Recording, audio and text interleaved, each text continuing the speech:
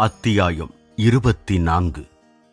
நான் சுவாமி பரம்பரையில் சந்நியாசி ஆகிறேன். குருதேவா, வங்காள நாக்பூர் ரயில்வேயில் நான் ஓர் உயர் பதவியை ஏற்க வேண்டுமென என் தகப்பனார் ஆவலுடன் இருக்கிறார். ஆனால் நான் அதை தீர்மானமாக மறுத்துவிட்டேன். நான் நம்பிக்கையுடன் தொடர்ந்தேன். ஐயா, எனக்கு சுவாமி பரம்பரையில் சந்நியாசம் தந்தருள மாட்டீர்களா? நான் என் குருவை கெஞ்சியபடி நோக்கினேன்.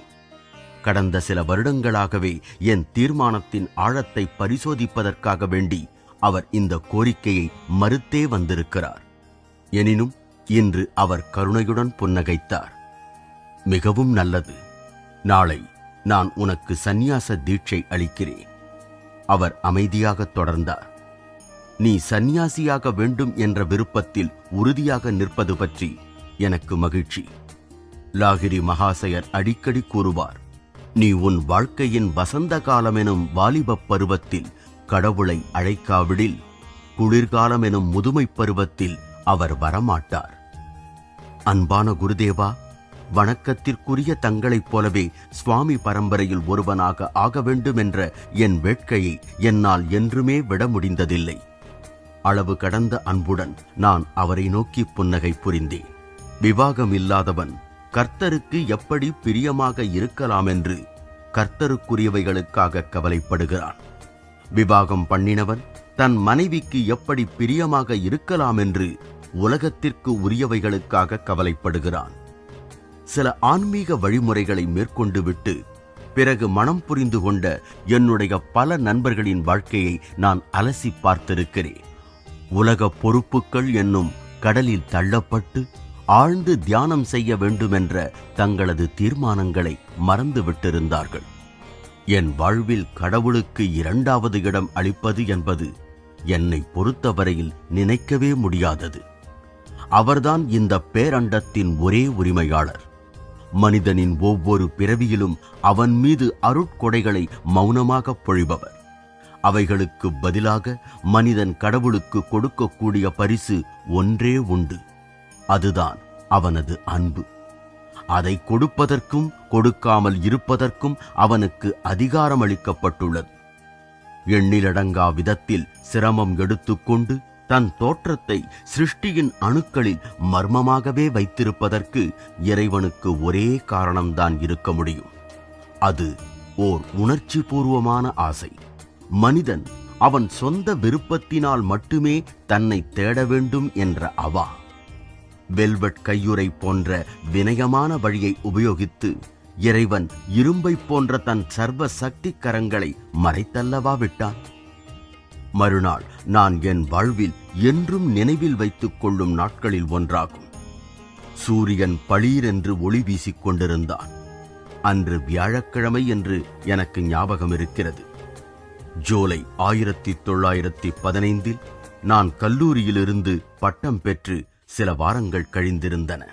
செராம்பூர் ஆசிரமத்தின் உள்ளிருந்த பால்கனியில் குருதேவர் ஒரு புது வெள்ளை பட்டுத் துணியை சந்நியாசிகளுக்கே உரிய காவி வண்ணத்தில் நனைத்தார். அந்த துணி உலர்ந்த பின்னர் அதை ஒரு துறவியின் உடையாக என் உடலைச் சுற்றி என் குரு அணிவித்தார். ஒரு நாள் நீ மேலை நாடுகளுக்கு போவாய். அங்கே பட்டுத் துணியை அதிகம் விரும்புவார்கள்.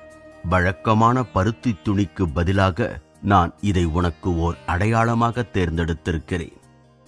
இந்தியாவில் சந்நியாசிகள் ஏழ்மையை குறிக்கோளாக தழுவுவதால் பட்டுத்துணி அணிந்த சந்நியாசி ஓர் அபூர்வ காட்சி. இருப்பினும் பல யோகிகள் சில சூட்சுமமான சரீர மின் ஓட்டங்களை தக்க வைத்துக் கொள்ளும் சக்தி பருத்தி துணிகளை விட பட்டு உடைகளுக்கு அதிகம் என்பதால் அவற்றை அணிவதுண்டு. நான் சடங்குகளை வெறுப்பவன். ஸ்ரீ யுக்தேஸ்வர் குறிப்பிட்டார். நான் உன்னை பித்வத் என்னும் சடங்கற்ற முறையில் சுவாமியாக்குகிறேன். பிபிதிசா அல்லது விரிவான முறையில் சந்நியாசம் வாங்கிக் கொள்வதற்கு வேள்வி தீ எழுப்பி ஈமச் சடங்குகள் அடையாளமாக செய்யப்படும். அந்த சீடனின் பூத உடல் இறந்து ஞான தீயினால் பொசுக்கப்படுவதாக கருதப்படுகிறது. பிறகு புதிதாக பிறந்த சுவாமி இந்த ஆத்மா பிரம்மம் அல்லது தத்துவமசி அல்லது சோகம் போன்ற ஒரு மந்திரத்தை பெறுகிறார். ஆனால் ஸ்ரீ யுக்தேஸ்வர் எளிமையை விரும்புபவர் ஆதலால் வழக்கமான சடங்குகளை எல்லாம் தள்ளிவிட்டு ஒரு புது பெயரை மட்டும் என்னை தேர்ந்தெடுக்கச் சொன்னார். நீயே அதை தேர்ந்தெடுக்கும் சலுகையை உனக்கு அளிக்கிறேன் என்றார் புன்னகைத்தபடி. ஒரு கணம் யோசித்த பிறகு யோகானந்தா என்று நான் பதிலளித்தேன். அப்பெயர் இறைவனுடன் ஐக்கியமாவதன் மூலம் அடையும் ஆனந்தம் என்று பொருள்படும். அப்படியே ஆகட்டும். முகுந்தலால் கோஷ் என்ற உனது குடும்ப பெயர் மறைந்து இனி நீ சுவாமி பரம்பரையில் கிரி பிரிவைச் சேர்ந்த யோகானந்தா என்றே அழைக்கப்படுவாய். நான் ஸ்ரீ யுக்தேஸ்வருக்கு முன்னால் மண்டியிட்டு வணங்கியதும் முதல் தடவையாக என் புது பெயரை அவர் உச்சரித்த பொழுது என் இதயத்துள் நன்றி பெருக்கெடுத்தது. முகுந்தா என்னும் சிறுவன் ஒரு நாள் துறவி யோகானந்தாவாக மாற வேண்டும் என்று எவ்வளவு பிரியத்துடனும் அயராமலும் அவர் உழைத்திருக்கிறார். நான் மகிழ்ச்சியுடன் ஆதிசங்கரரின் நீண்ட சமஸ்கிருத தோத்திரத்திலிருந்து சில அடிகளை பாடினேன். மனமல்ல, அறிவல்ல, அகங்காரமும் உணர்வும் அல்ல, வானல்ல, வையமல்ல, நான் உலோகக் கனியும் அல்ல, நானே அவன், நானே அவன், நன்னருள் பெற்ற ஆத்மாவே நான். பிறப்புமில்லை, இறப்புமில்லை, சாதிகுலம் ஏதும் இல்லை, அம்மையும் இல்லை, அப்பனும் எனக்கில்லை, நானே அவன், நானே அவன், நன்னருள் பெற்ற ஆத்மாவே நான். சிறகடிக்கும் சிந்தனையும் கடந்தே சீருருவம் அற்ற அருவமே யான். அனைத்துயிரின் அங்கமெல்லாம் ஊடுருவி யான் நிற்பேன். பந்தமெனும் பயமேதும் எனக்கிங்கில்லை, நான் சுதந்திரன், என்றுமே நான் சுதந்திரன். நானே அவன், நானே அவன், நன்னருள் பெற்ற ஆத்மாவே நான். ஒவ்வொரு சுவாமியும் புராதன காலத்திலிருந்தே பாரதத்தில் மதிக்கப்பட்டு வரும் ஒரு துறவு முறையை சேர்ந்தவராவார். தற்போது நிலவும் முறை பல நூற்றாண்டுகளுக்கு முன் சங்கராச்சாரியரால் மாற்றி அமைக்கப்பட்டது. அப்பொழுதிலிருந்தே அது இடையறாமல் வணங்கத்தக்க ஆசான்களால் நிர்வகிக்கப்பட்டு வருகிறது. பல சந்நியாசிகள், கிட்டத்தட்ட 10 லட்சம் பேர் சுவாமி பரம்பரையில் துறவரம் மேற்கொண்டுள்ளார்கள். துறவரத்தில் நுழைவதற்கு தகுதியாக ஏற்கனவே சுவாமியாகி இருந்தவர்களிடமிருந்தே தீட்சை பெற்றுக் கொள்ள வேண்டும் என்ற நியதி உண்டு. இம்மாதிரி எல்லா துறவிகளும் தங்களுடைய ஆன்மீக பரம்பரைக்கு பொதுவான குருவாக ஆதி சங்கராச்சாரியாரையே கொள்கிறார்கள். அவர்கள் ஏழ்மை, தூய்மை, தலைவர் அல்லது ஆன்மீக அதிகாரத்திற்கு கீழ்வடிதல் போன்ற விரதங்களை எடுத்துக் கொள்கிறார்கள். அநேக விதங்களில் கத்தோலிக்க கிறிஸ்துவ துறவு முறை மிக புராதன சுவாமி பரம்பரை விதிமுறைகளை ஒத்திருக்கிறது. தன்னுடைய புதிய பெயருடன் ஒரு சுவாமி பரம்பரையின் தசநாமிகள் என்ற 10 உபபிரிவுகளின் ஒன்றுடனான முறையான தொடர்பை காட்டும் வகையில் ஒரு சொல்லை சேர்த்துக் கொள்வார். இந்த தசநாமிகள் அல்லது 10 பட்டப்பெயர்களில் ஒன்று கிரி ஆகும். ஸ்ரீ யுக்தேஸ்வர் கிரி, அவரைத் தொடர்ந்து நானும் அந்த பிரிவைச் சேர்ந்தவர்கள். மற்ற பிரிவுகளில் சாகரம், பாரதி, பூரி, சரஸ்வதி, தீர்த்தா மற்றும் ஆரண்யா ஆகியவை அடங்கும். ஒரு சுவாமியின் துறவரப் பெயர் சாதாரணமாக ஆனந்தா என்பதில் முடிவது ஒரு குறிப்பிட்ட பாதை, நிலை அல்லது தெய்வீக குணம். அன்பு, அறிவு, பிரித்தறியும் விவேகம், பக்தி, சேவை, யோகம் இவை ஏதேனும் ஒன்றின் மூலமாக முக்தியடைய அவரது விருப்பத்தை குறிக்கும். அவரது பட்டப்பெயர் இயற்கையுடனான இசைவை குறிக்கும். மனித குலத்திற்கு சுயநலமற்ற சேவை செய்தல் மற்றும் சொந்த பந்தங்களையும் ஆசைகளையும் துரத்தல் ஆகிய குறிக்கோளானது பாரதத்திலும் அல்லது சில சமயங்களில் வெளிநாடுகளிலும் அநேக துறவிகளை பரோபகாரச் செயல்களிலும் கல்வி முதலிய தொண்டுகளிலும் தீவிரமாக ஈடுபடச் செய்கிறது. சாதி, மதம், வகுப்பு, நிறம், பால் மற்றும் இனம் ஆகியவற்றை பற்றிய அனைத்து தவறான எண்ணங்களையும் விலக்கிவிட்டு ஒரு துறவி மனித சகோதரத்துவத்தின் கொள்கைகளை பின்பற்றுகிறார். பரமாத்மாவுடன் முற்றிலும் ஒன்றுவதே அவரது குறிக்கோள். அவனே நான் என்ற எண்ணத்தை தூங்கும் போதும் விழித்திருக்கும் போதும் மனத்தில் நன்கு பதிய வைத்துக் கொண்டு மன நிறைவு அமைதியுடன் அவர் இந்த உலகத்தில் நடமாடுகிறார். ஆனால் உலகத்தை சார்ந்து அன்று. இவ்வாறுதான் அவர் சுவாமி, ஸ்வ அல்லது தன் ஆத்மாவுடன் ஒன்றி விடுவதை நாடுபவர் என்ற அவருடைய பட்டத்திற்கு அருகதை உள்ளவராக முடியும். ஸ்ரீ யுக்தேஸ்வர் சுவாமி மற்றும் யோகி என்ற இரண்டும் ஆவார். சுவாமி என்பவர் ஒரு துறவு வழிமுறையை கைக்கொண்டு முறைப்படி சந்நியாசி ஆனவர். சுவாமியான ஒருவர் எப்பொழுதும் யோகியாக இருந்தாக வேண்டும் என்பதில்லை. தெய்வீக ஞானம் அடைய யோக முறைகளை விஞ்ஞான ரீதியாக ஒரு நெறிமுறையுடன் அனுசரிப்பவர் யாராக இருந்தாலும் அவர் யோகியாகிறார். அவர் திருமணமானவராகவோ அல்லது ஆகாதவராகவோ இருக்கலாம். உலக பொறுப்புகள் உள்ளவராகவோ அல்லது சம்பிரதாய சமய தொடர்பு உள்ளவராகவோ இருக்கலாம்.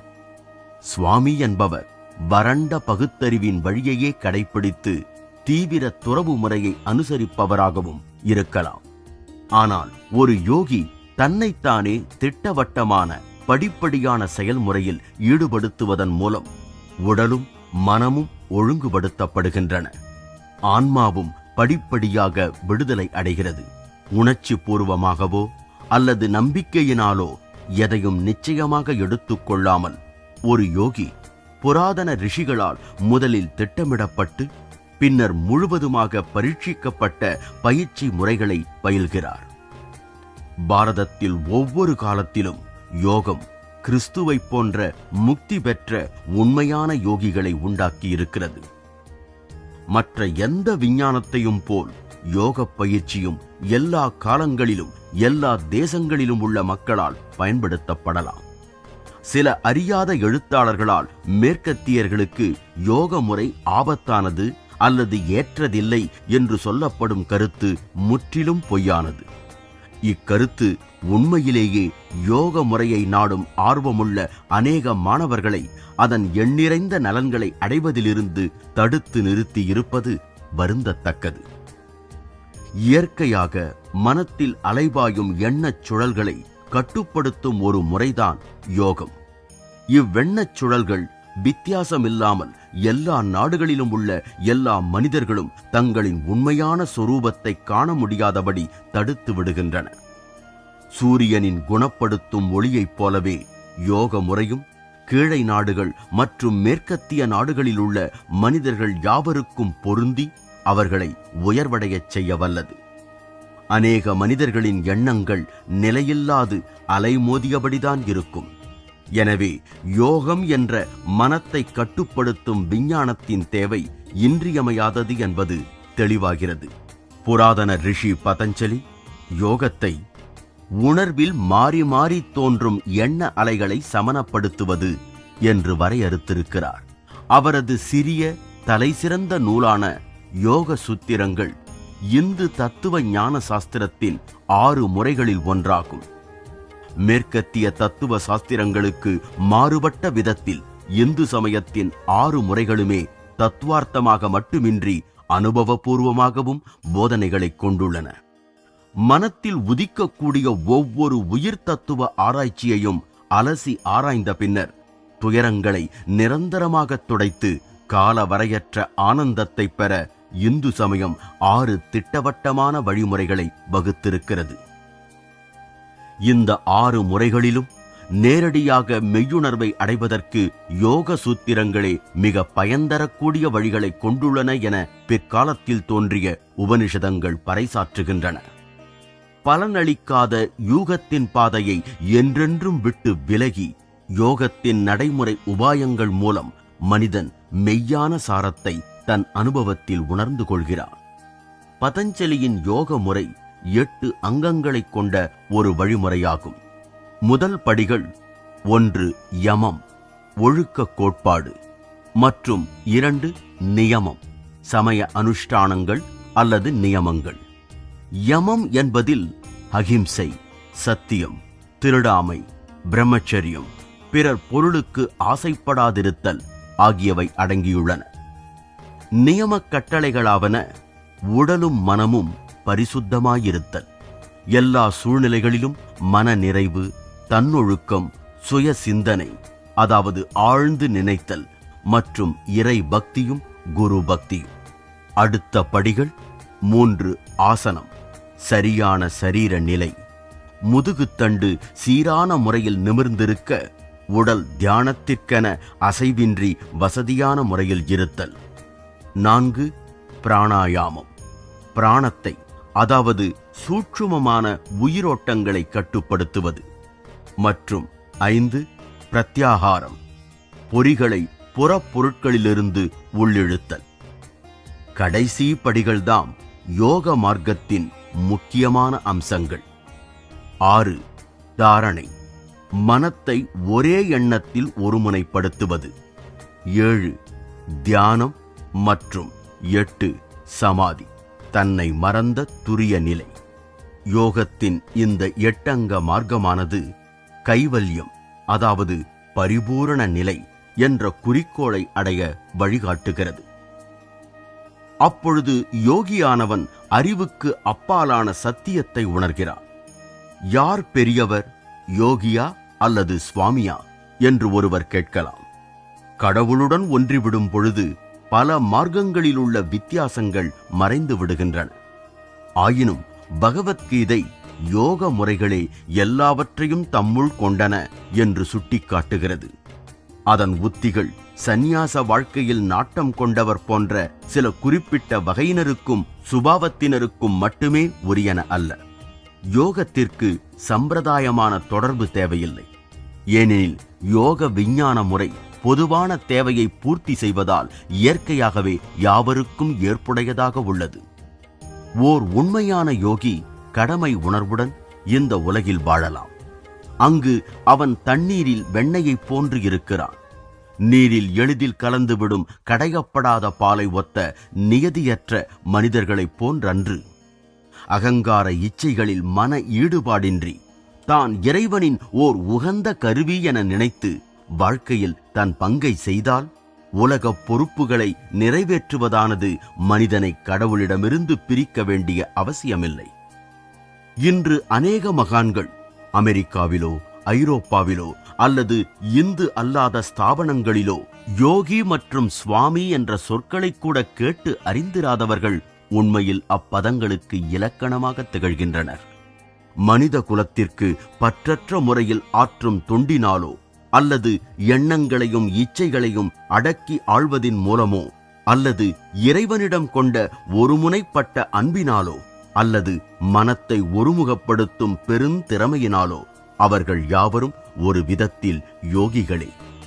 அவர்கள் தன்னடக்கம் என்னும் யோகத்தின் குறிக்கோளை கொண்டவர்கள்.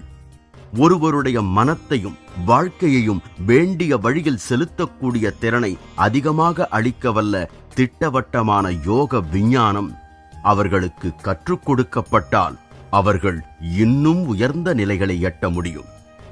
சில மேல்நாட்டு எழுத்தாளர்களால் யோகம் மேம்போக்கான முறையில் தவறாக புரிந்து கொள்ளப்பட்டிருக்கிறது.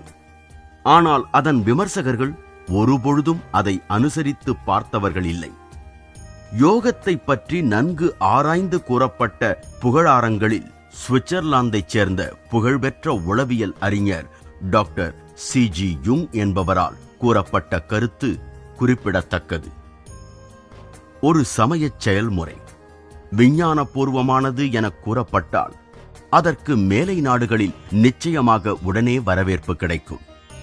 யோகம் இந்த எதிர்பார்ப்பை பூர்த்தி செய்கிறது. டாக்டர் யுங் எழுதுகிறார், நவீனமானது என்பதால் ஏற்படும் வசீகரத்தையும் புரிந்ததும் புரியாததுமாயிருக்கும் தன்மையினால் உண்டாகும் ஒருவித கவர்ச்சியையும் தவிர யோகத்தை அனுசரிப்போர்களின் எண்ணிக்கை அதிகமாவதற்கு நல்ல காரணங்கள் உள்ளன. அது கட்டுப்படுத்தக்கூடிய அனுபவ சாத்தியத்தை அளிக்கிறது. அதனால் உண்மையை நாடும் விஞ்ஞான வேட்கையை திருப்தி செய்கிறது. இதைத் தவிர விரிவானதும் ஆழமானதுமான தன்மையினாலும் அதன் போற்றுதற்குரிய தொன்மையினாலும் வாழ்க்கையின் ஒவ்வொரு கட்டத்தையும் தன்னுள் கொண்டுள்ள அதன் கோட்பாடு மற்றும் செயல்முறையினாலும் அது கனவில் கூட எண்ண முடியாத சாத்தியங்களை உறுதியளிக்கிறது. சமயம் அல்லது தத்துவ ரீதியான ஒவ்வொரு பயிற்சியும் மன ஒழுக்கம் என்பதேயாகும். அதாவது மனத்தை சுத்தப்படுத்தும் ஒரு வழிமுறை. யோகத்தின் பலதரப்பட்ட வெறும் சரீர செயல்முறைகள் கூட உளவியல் ரீதியாக உடலை சுத்தப்படுத்தும் முறைதான். அது சாதாரண உடற்பயிற்சிகளை விடவும் சுவாச பயிற்சிகளை விடவும் மேலானது. விஞ்ஞான ரீதியிலும் இயக்க ரீதியிலும் மட்டுமல்லாமல் தத்துவ ரீதியாகவும் உள்ளது. உடலின் உறுப்புகளுக்கு பயிற்சி அளிக்கும் பொழுது அது அவைகளை ஆத்மா முழுவதுடனும் ஒன்றிவிடச் செய்கிறது. இது உதாரணமாக பிராணாயாம பயிற்சிகளில் பிராணன் என்பது சுவாசம் மற்றும் எங்கும் வியாபித்துள்ள பேரண்ட சலனத்திறன் சக்தி இரண்டுமேயாகும் என்பதிலிருந்து தெளிவாக தெரிகிறது. யோக பயிற்சி யோகத்தின் அடிப்படையான கருத்துக்களை புரிந்து கொள்ளாவிடில் பலனளிக்காது. ஓர் அசாதாரண முழுமையான வழியில் அது சரீர மற்றும் ஆத்ம சம்பந்தமானவற்றை இணைக்கிறது. கீழை நாடுகளில் இவ்விதமான கருத்துக்களும் பயிற்சிகளும் நன்கு முன்னேற்றமடைந்திருக்கின்றன.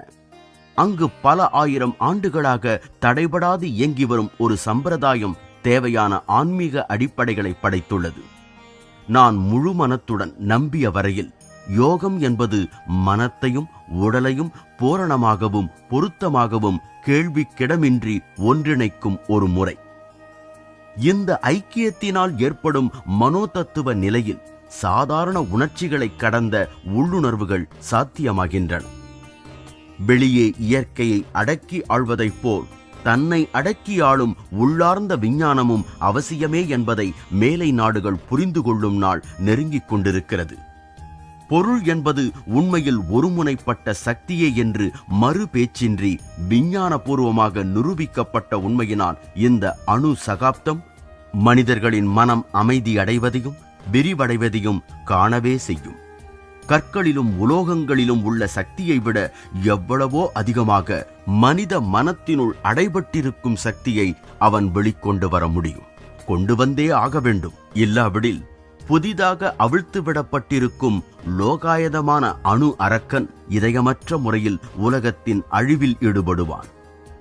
அணுகுண்டுகளை பற்றி மனிதனுக்கு ஏற்பட்டிருக்கும் இந்த பயத்தினால் யோக விஞ்ஞானத்தில் அவனுக்கு அனுபவபூர்வமான ஈடுபாடு அதிகமாவது ஒரு மறைமுகமான லாபமாகும். உண்மையில் அதுவே வெடிகுண்டு துளைக்காத புகலிடம். யோகம் என்பதை பற்றி சரியாக விவரம் தெரியாதவர்கள் அது ஹத யோகம் என்பதாகவே நினைக்கிறார். மேலும் யோகம் என்பது ஏதோ மந்திர வித்தை, அதிசயமான திறன்களை அடைவதற்கு செய்யப்படும் இருண்ட மர்மமான சடங்குகள் நிறைந்ததென்று எண்ணுகிறார்கள். ஆனால் அறிஞர்கள் யோகம் என்று கூறும் பொழுது அவர்கள் யோக சூத்திரங்கள், அதாவது பதஞ்சலியின் சூத்திரங்கள் என்று கூறப்படும் ராஜயோகத்தில் விவரிக்கப்பட்டுள்ள முறையையே குறிப்பிடுகிறார்கள். இந்த நூலில் மிக உயர்ந்த தத்துவ கருத்துக்கள் அடங்கியுள்ளதால் தான் பரம ஞானியான சதாசிவேந்திரர் உள்பட பாரதத்தின் மிக புகழ்பெற்ற தத்துவ மேதைகளில் பலரும் இதற்கு விளக்க உரைகள் எழுத தூண்டப்பட்டனர். வேதங்களை ஆதாரமாக கொண்ட மற்ற 5 ஆச்சார தத்துவ முறைகளைப் போலவே யோக சூத்திரங்களும் அறத்தூய்மை என்னும் மாயாஜாலத்தை சரியான தத்துவ ஆராய்ச்சிக்கு தவிர்க்க முடியாத ஆரம்ப அத்தியாவசியம் என்று கருதுகிறது. மனிதனின் சொந்த நடவடிக்கைகளை கட்டுப்படுத்தும் இந்த கோரிக்கைகள் மேலை நாடுகளில் அவ்வளவாக வலியுறுத்தப்படவில்லை. ஆனால் இவை பாரதத்தின் 6 விதிமுறைகளுக்கும் ஒரு நிரந்தரமான சக்தியை அளித்துள்ளன. இந்த பிரபஞ்சத்தை நிலைநிறுத்தும் அண்டகோசத்தின் விதிமுறைகள் தனி மனிதனின் விதியை நிர்ணயிக்கும் ஒழுக்க நெறிகளிலிருந்து வேறுபட்டதல்ல. அனைத்திற்கும் பொதுவான ஒழுக்க நெறிகளை அனுசரிப்பதற்கு விரும்பாத மனிதன் சத்தியத்தை தேடுவதில் தீவிர தீர்மானம் உடையவன் இல்லை. யோக சூத்திரங்களின் 3வது பாகம் பலவித அதிசயமான யோக சக்திகளை, அதாவது சித்திகளை பற்றி குறிப்பிடுகிறது. உண்மையான ஞானம் என்பது என்றும் சக்தியேயாகும். யோக மார்க்கமானது 4 நிலைகளாக பிரிக்கப்பட்டு ஒவ்வொன்றும் தனித்தனியான சித்திகளை, அதாவது வெளிப்பாடுகளை பெற்றுள்ளன. ஏதாவதொரு அபூர்வ சக்தியை அடைந்ததும் அந்த யோகி 4 நிலைகளில் ஒன்றின் சோதனைகளில் தாம் வெற்றிகரமாக கடந்து விட்டதை உணர்கிறார். சில அபூர்வ சக்திகள் சித்தரிப்பது யோக முறையின் விஞ்ஞானபூர்வமான அமைப்பிற்கு அத்தாட்சியாகும். அதில் ஆன்மீக முன்னேற்றத்தை பற்றி ஏமாற்றும் யூகங்களுக்கு அறவே இடமில்லை. நிரூபணம் தேவை. பதஞ்சலி ஆத்மாவுடன் ஒன்றுபடுவதுதான் பக்தனின் ஒரே குறிக்கோளாக இருக்க வேண்டும் எனவும், சித்திகள் கைவரப் பெறுதல் அல்லவென்றும், அவை தெய்வீக பாதையில் தற்செயலாக தென்படும் வெறும் மலர்கள் போன்றவை என்றும் எச்சரிக்கிறார். முடிவற்று வழங்குபவராகிய அந்த இறைவனைத்தான் தேட வேண்டுமே ஒழிய அவனுடைய அபூர்வமான பரிசுகளை அல்ல. குறைந்ததான சித்திகள் கைவரப் பெற்றதும் திருப்தி அடைபவனுக்கு இறைவன் தன்னை காண்பித்துக் கொள்வதில்லை. ஆதலால் முயற்சி செய்யும் யோகி தன் அபூர்வ சக்திகளை பயன்படுத்தாமல் இருக்க வேண்டும் என ஜாக்கிரதையாக இருக்கிறான். இல்லாவிடில் இவை பொய்யான கர்வத்தை உண்டாக்கி முடிவான கைவல்ய நிலையை அடைவதிலிருந்து அவனை திசை திருப்பிவிடும். யோகியானவன் தன் முடிவற்ற குறிக்கோளை அடைந்தவுடன் தன்னுடைய விருப்பப்படி சித்திகளை பயன்படுத்துவதோ அல்லது அவற்றை பயன்படுத்துவதை தவிர்க்கவோ செய்கிறான். பின்னர் அவனுடைய செயல்களெல்லாம் அதிசயமானவையோ அல்லது சாதாரணமானவையோ கர்ம வினையின் தொடர்பின்றி நிறைவேற்றப்படுகிறது. எங்கு நான் என்னும் அகந்தையான காந்தம் இன்னும் உள்ளதோ அங்குதான் கர்மவினை என்னும் இரும்பு துகள்கள் ஈர்க்கப்படும். யோக சூத்திரங்களின் 3வது பாகம் பலவித அதிசயமான யோக சக்திகளை, அதாவது சித்திகளை பற்றி குறிப்பிடுகிறது. உண்மையான ஞானம் என்பது என்றும் சக்தியேயாகும். யோக மார்க்கமானது 4 நிலைகளாக பிரிக்கப்பட்டு ஒவ்வொன்றும் தனித்தனியான சித்திகளை, அதாவது வெளிப்பாடுகளை பெற்றுள்ளன. ஏதாவதொரு அபூர்வ சக்தியை அடைந்ததும் அந்த யோகி 4 நிலைகளில் ஒன்றின் சோதனைகளில் தாம் வெற்றிகரமாக கடந்து விட்டதை உணர்கிறார்.